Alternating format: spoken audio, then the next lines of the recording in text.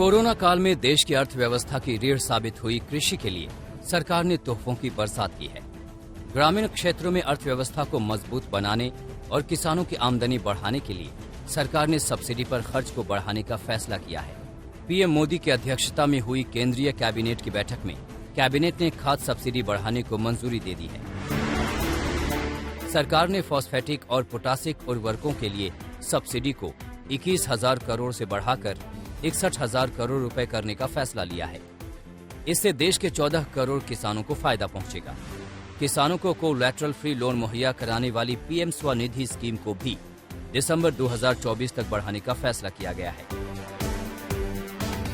खाद सब्सिडी बढ़ाने के फैसले के बाद किसानों की इनकम बढ़ाने में मदद मिलने का अनुमान है। 2022-23 में खाद सब्सिडी पर खर्च 2.10 से 2.30 लाख करोड़ रुपए के बीच रहने का अनुमान है। इसके पहले 2022-2023 के लिए बजट में खाद सब्सिडी के लिए केवल 1.05 लाख करोड़ रुपए का अनुमान लगाया गया था। यानी सरकार अब एक साल में खाद सब्सिडी पर सबसे ज्यादा रकम खर्च करने जा रही है।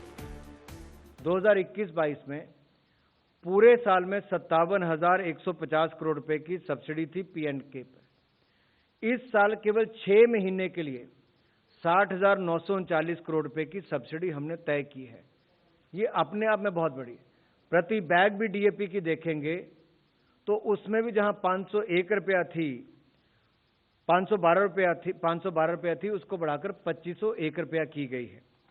तो ये अपने आप में दिखाता है कि ये जो फ्लक्चुएशन मार्केट में है, उतार चढ़ाव जो रेट का है, इसका किसान के जीवन पर, किसान के लागत पर, खेती बाड़ी पे प्रभाव ना पड़े, इसलिए निर्णय लिया गया है।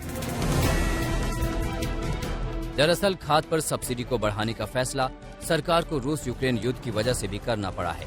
इस युद्ध के चलते गैस की कीमतों में बढ़ोतरी हुई है। इससे यूरिया उत्पादन की लागत बढ़ी है। कच्चे माल की कमी की वजह से गैर यूरिया खाद की कीमतें भी बुरी तरह प्रभावित हुई हैं। जानकारों का मानना है कि सरकार इस समय किसानों की मदद करके अर्थव्यवस्था को आगे बढ़ाने का ही काम करेगी। सरकार ने इसीलिए सब्सिडी बढ़ाने का फैसला लिया ताकि किसानों पर अतिरिक्त बोझ ना पड़े और खासकर खरीफ जो फसल है, खरीफ की जो बुआई है, उसके लिए सरकार ने फैसला किया कि खाद की कीमतों को ना बढ़ाया जाएगा। ये एक स्वागत योग्य कदम है और इससे किसानों की जो लागत है उसमें बढ़ोतरी नहीं होगी, जिससे किसानों को थोड़ी राहत मिलेगी। अब देखना यही है कि इन फैसलों की मदद से क्या सरकार किसानों की आमदनी को दोगुना करने का लक्ष्य इस साल हासिल कर पाती है या अभी इसमें कुछ और वक्त लगेगा। आज तक ब्यूरो।